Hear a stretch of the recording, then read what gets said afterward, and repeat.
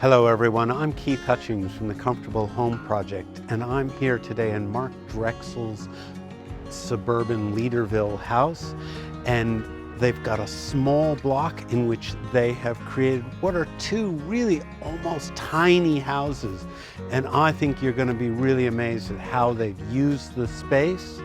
I really love these houses full of light and comfort. I think you're going to be impressed.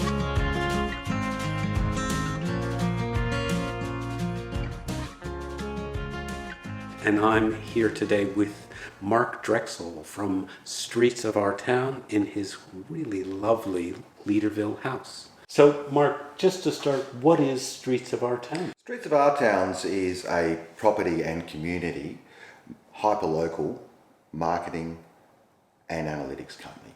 What we're very keen to do is promote true localism and connections at an authentic level and help people really reconnect with the streets of their town.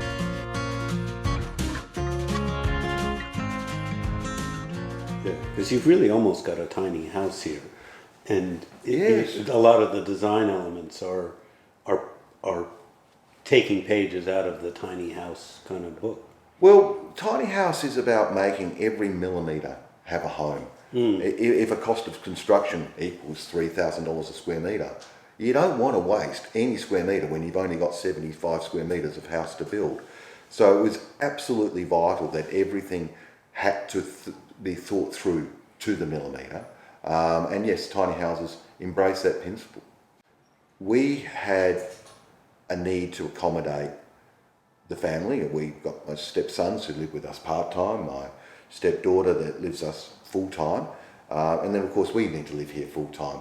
So what we ended up building was two separate houses with an adjoining parapet wall through the middle, and through that parapet wall we put a door. And what we ended up with was a rather strange combination of 4 bedrooms, 4 bathrooms, 2 kitchens and 2 laundries. That also allows for us as we get older to say, is that an additional source income? Is it an asset? Should we decide to sell it?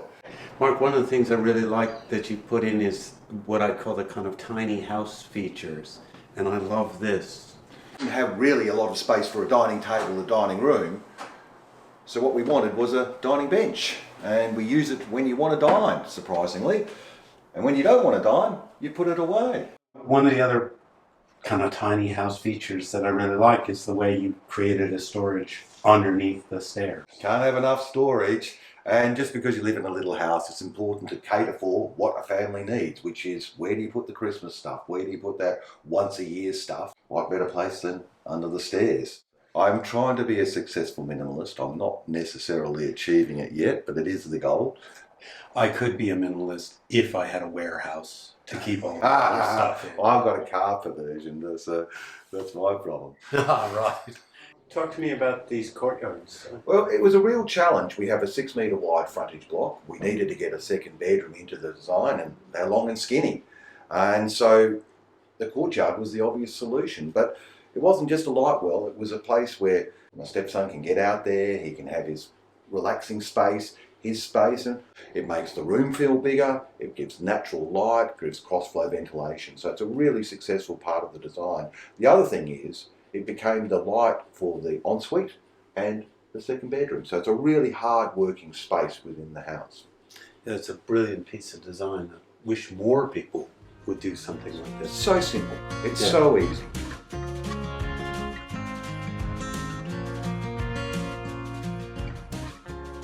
What's it like on a cold winter morning in this house? It's actually lovely. I mean, the key is, with good design, is embracing sustainability principles 101 and passive house design, cross-flow ventilation, natural northern light, harvesting it and harvesting it well.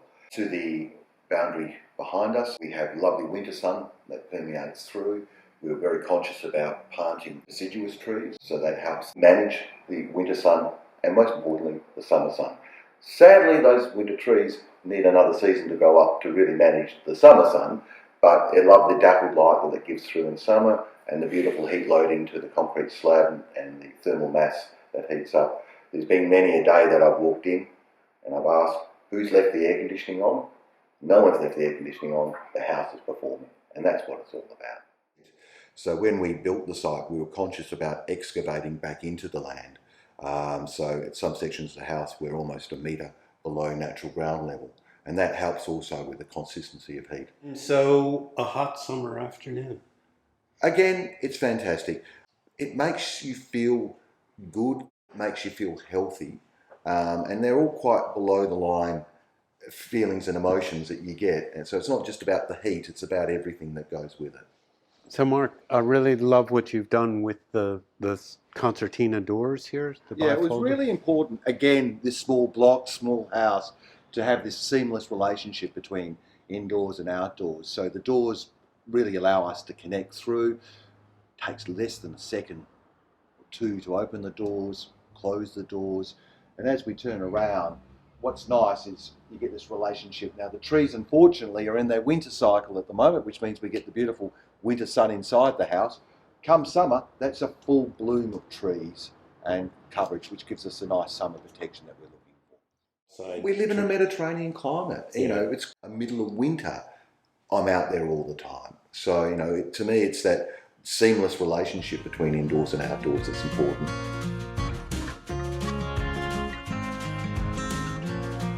Everyone seems to want to know the cost of a house per square meter. What did this cost?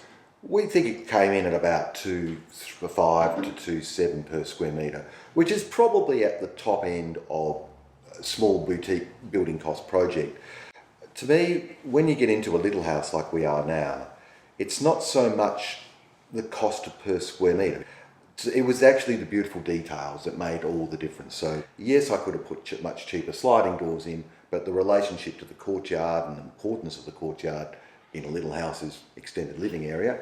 It's also then the joys of nice quality appliances and light fittings. It's a lovely little detail things, the lights behind us, the 900 watt ovens, those things all come at a cost, but they make such a difference to the feeling of the house.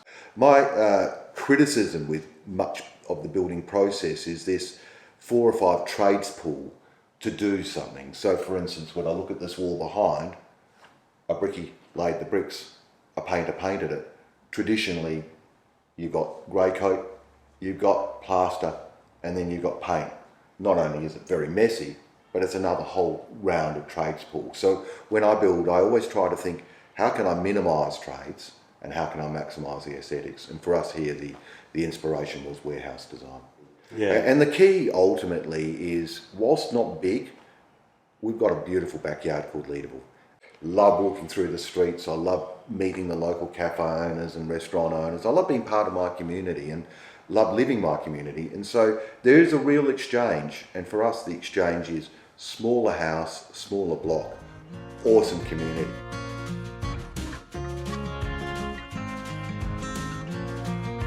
Is there anything you do differently? That's a two-ended answer.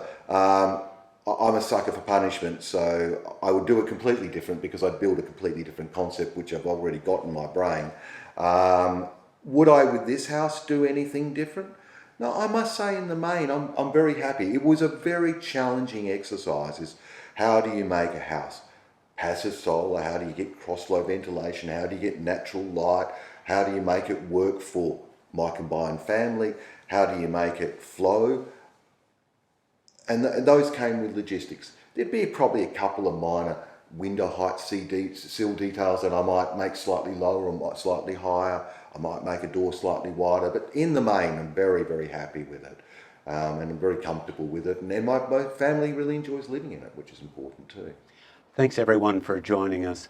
What an amazing model of what is possible on a small suburban block. 2 separate titles.